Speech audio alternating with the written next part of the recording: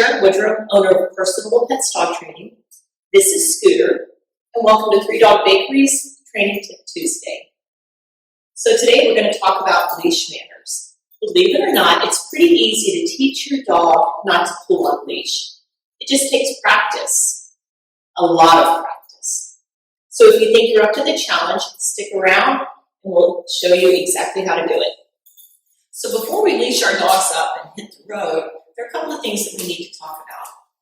First, I need you to pick a side for your dog to be on. It doesn't matter whether it's the left side or the right side, just pick a side. And that way, it's going to help your dog better understand when they're getting it right. Also, for leash training, a 6-foot leash is sufficient. No flexi leads allowed for this exercise. Also, you're going to need a treat that your dog considers special because you're going to be competing with a lot of outdoor distractions. It would also help if the treat was small and soft so that your dog could quickly eat it and the walk could continue. Today, we're going to use the Z-Wee treats that we picked up at 3 Dog Bakery. And last but not least, learning how to walk on a leash without pulling takes a lot of coordination on the handler side. So I want you to set yourself up for success and find an area that's open, maybe in the house or in the backyard where there aren't a lot of distractions. And let's practice it there first until you get the hang of it. So now that you've picked your side, and for Scooter, that's the left-hand side, and you have your 6-foot leash, and about 10 to 15 small treats in your hand and some extra treats in your pocket, you're ready to start walking. Now, once you start walking with your dog, there are 2 things you're going to have to do. 1, reward them for getting it right, and 2, redirect them when they start to pull. So since I like Scooter on my left-hand side, whenever I offer him a reward treat, I always do it right down here beside my left leg.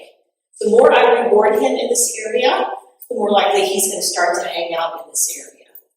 And if he should start to pull ahead, I have 2 options. 1, I can just turn and go in the other direction, or a lot of times I'll just back up a couple of steps so he has to turn and come with me. And the moment he turns to come with me, I'll start walking forward again and rewarding him for getting it right. So we're going to take that little spin around the training center so you can see how it looks in action. You ready? Let's walk. Good job, buddy. Let's go this way. So I just gave him a reward treat. Good boy. And another reward treat. Good job, buddy. You go this way. Good boy.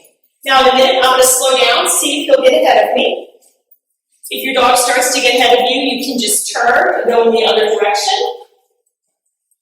Good boy. Let's go this way. Or, if they start to get ahead of you, back up so they can realign with the left-hand side, or whatever side you picked, and then walk forward again. Good job, buddy. Once you and your dog have mastered walking without pulling in the backyard, it's time to go public. And the best place to practice is an empty parking lot.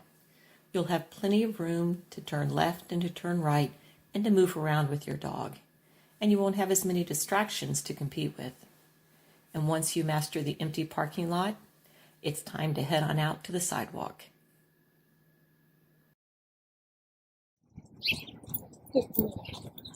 Wait. Okay. Thank you. So that's it. It really is that easy to teach your dog not to pull on leash. And if you would just make every walk for the next 6 to 8 weeks a training session, you'd get to enjoy a dog who doesn't pull on leash for the rest of their lives. And I think that's a pretty good trade-off. Well, that's it for today. Hopefully you had fun and learned something. We'll see you next week. Great. Let's go, buddy.